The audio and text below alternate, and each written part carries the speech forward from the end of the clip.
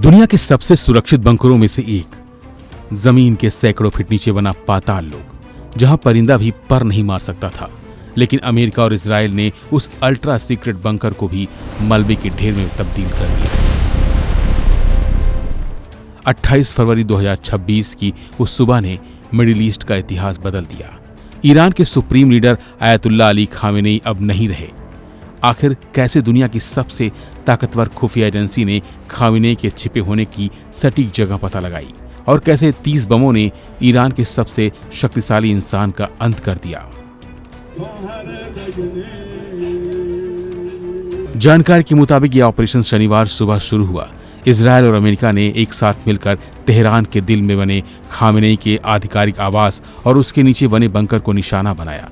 एक Israeli channel ने दावा किया कि इस परिसर पर करीब 30 बम गिराए गए। ये कोई आम बम नहीं थे, बल्कि बंकर ब्लस्टर मिसाइलें थीं, जो मोटी मोटी कंक्रीट की दीवारों को चीरती हुई पाताल तक पहुंचने की ताकत रखती हैं। इस हमले में कुछ ही घंटों बाद इजरायली प्रधानमंत्री बेंजामिन नेतन्याहू दुनिया के सामने आए। उन्होंने कहा कि ऐसे बहुत सारे संकेत हैं कि तानाशाह अब जिंदा नहीं है। उधर अमेरिकी राष्ट्रपति डोनाल्ड ट्रंप ने भी इस खबर की पुष्टि करते हुए कहा कि रिपोर्ट सही है। इजरायली मीडिया ने तो यहां तक दावा किया कि ट्रंप और नेतन्याहू को खामेनेई के शव की तस्वीरें भी दिखाई गई हैं। हालांकि इस दौरान भी ईरान के कुछ अधिकारी इसे मनोवैज्ञानिक युद्ध बता रहे थे, लेकिन सच छिपता नहीं है। इस हमले में सिर्फ खामेनेई ही नहीं, बल्कि ईरान की सरकार और सेना के कई बड़े मोहरे भी ढेर हो गए। इजरायली सेना के प्रवक्ता ने बताया कि हमले के वक्त बंकर में खामेनेई के सलाहकार अली शामखानी और ईरान के रक्षा मंत्री भी मौजूद थे। इन सभी की मौत की खबर ईरान के लिए सबसे बड़ा झटका है, क्योंकि एक ही झटके में उसकी पूरी कमांड चेन खत्म हो गई।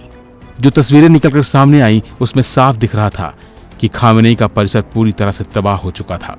धुएं का गुबार अभी भी आसमान में दिखाई दे रहा था। ईरान के राष्ट्रपति ने इसे मुसलमानों के खिलाफ युद्ध का ऐलान बताया था। इसके जवाब में ईरान ने खाड़ी देशों में मौजूद अमेरिकी ठिकानों पर मिसाइलें दागी, जिससे पूरा इलाका महायुद्ध की आग में झुलस रहा है। 86 साल के खामेनेई ने 1989 से ईरान की कमान संभाली थी। उनके जाने के बाद अब ईरान में 40 दिन के शोक का ऐलान किया गया है। लेकिन खामेनेई के जाने का सदमा सिर्फ ईरान के लोगों को ही नहीं लगा, बल्कि दुनिया के अलग अलग मुल्कों में भी लोग खामेनेई को लेकर याद करते हुए नजर आए। भारत में भी लोग सड़कों पर उतरे और खामेनेई के सपोर्ट में आवाजें बुलंद की। फिलहाल के लिए बस इतना ही।